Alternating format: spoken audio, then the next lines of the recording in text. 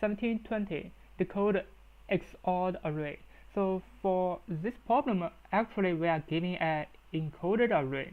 It is not the original array, but we are also giving the first element of the original array. We just need to find the original array, and this original array gonna be unique.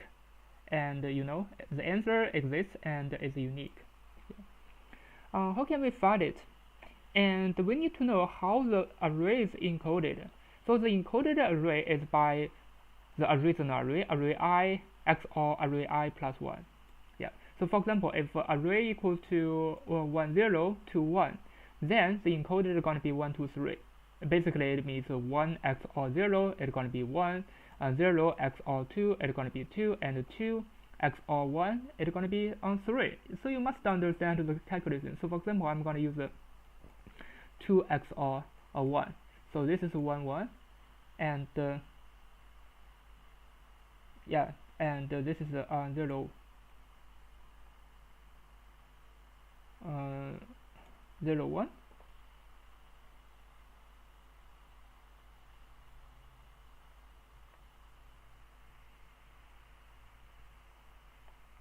Yeah, so the encoded I are gonna equal to array I XOR array I plus 1.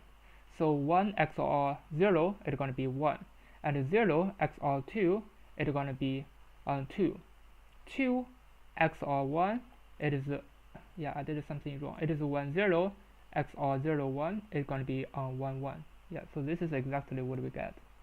So according to the XOR calculation, so for example, this is the first element. We're going to use F with XOR because we want to get the first encoded. Because we want to get this is the first element.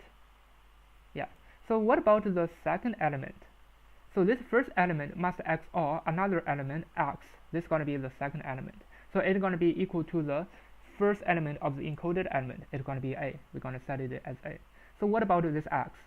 So this X is going to equal to A XOR F. Yeah.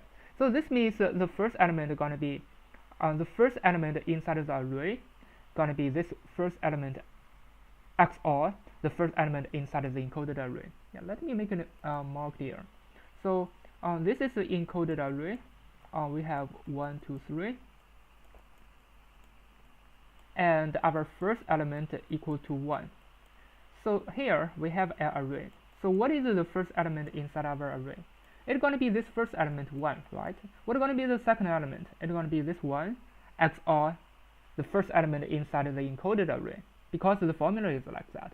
So it is going to be 0. 1 XOR 1 is going to be 0. What about the next element? So it's going to be this element 0 XOR the second element 0 2, 0 XOR 2, so it's going to be 2. So what about the last one? It means 3 XOR 2, so it's going to be 1. Yeah, this is the 3 XOR 2, so it's going to be 1. So this is the original array, and we just need to return it. Yeah. How can we? Yeah, let's just prepare a final result. Inside it, we're going to have the first element, and then we're going to check all the elements inside the encoded array. So first of all, we're gonna append the first element XOR with can I write it better? But let me just finish it. Yeah, and the first element is going to be equal to the last element inside of the result array. So finally, we're going to return the result array. Now let me just run it and submit it to check if it works. So the time complexity is going to be O(n). N is the length of the encoded array. Yeah, as you can see, it works. And still, I want to change a little bit. Maybe I can make it better. Yeah, because definitely first element is the resultant -1. So we're gonna put the first element here.